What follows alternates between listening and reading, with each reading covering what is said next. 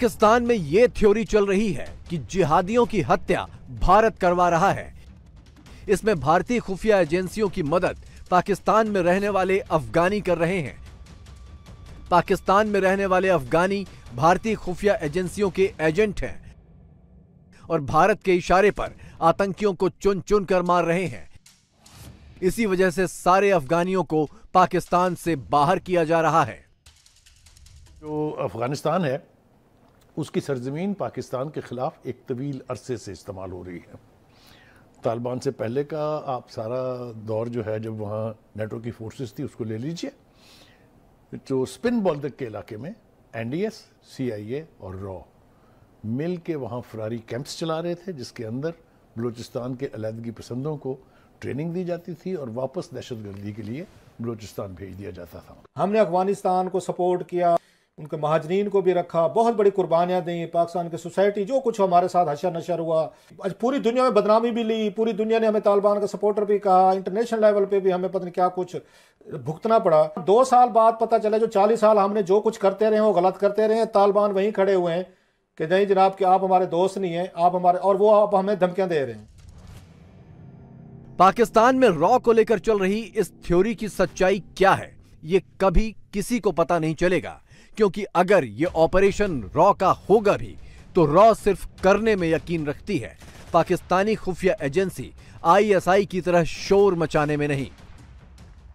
एक जमाना था कि पाकिस्तान की ISI इस पूरे खित्ते में धमधनाती हुई फिरती थी।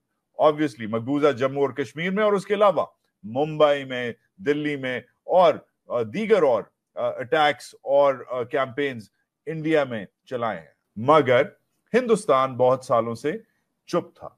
अब हिंदुस्तान बोल पड़ा है। अब इस सब में पाकिस्तान क्यों नहीं बोल रहा? क्योंकि पाकिस्तान अंडर प्रेशर है, क्योंकि पाकिस्तान कनाडा नहीं है, बिकॉज पाकिस्तान के ऊपर ऑलरेडी सैंक्शंस लगी हुई हैं या लगने का खदशा है। एक याद दिलाता चलूं, एक जमाना होता था कि पाकिस्तान ये हरकतें करता था, मगर अब टेबल्स जो हैं वो टर्न हो गई हैं। इंडियन जारियत, इंडियन इकोनॉमी, इंडियन डिप्लोमेसी के साथ बढ़ती जा रही है। जब भी मुल्क तरक्की करता है, जब भी मुल्क पावरफुल होता है, तो वो ये हरकतें करता है और ये हरकतें शुरू हो गई।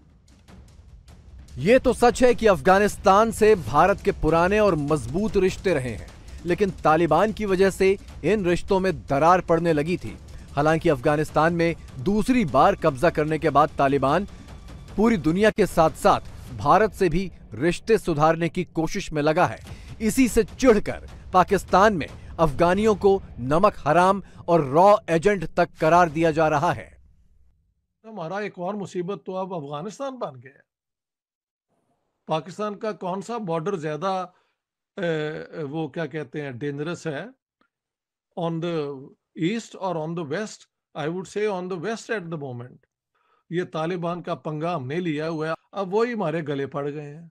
Something must be wrong with us fundamentally, and fundamentally what is wrong is कि हम 21वीं सदी में 7वीं सदी के जो एक्सपीरियंसेस है ना, उनको किसी तरीके से सोचते हैं वापस आ जाएंगे। ये एक धोखा तो है, इससे डिल्यूजन। ये सारी चीजें लोगों को धोखा दे के हमें क्या फायदा हुआ है?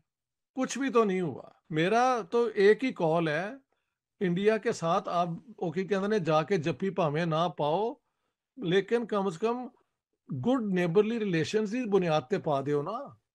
हमारा ये एक नॉर्मल इलाका हो जाए,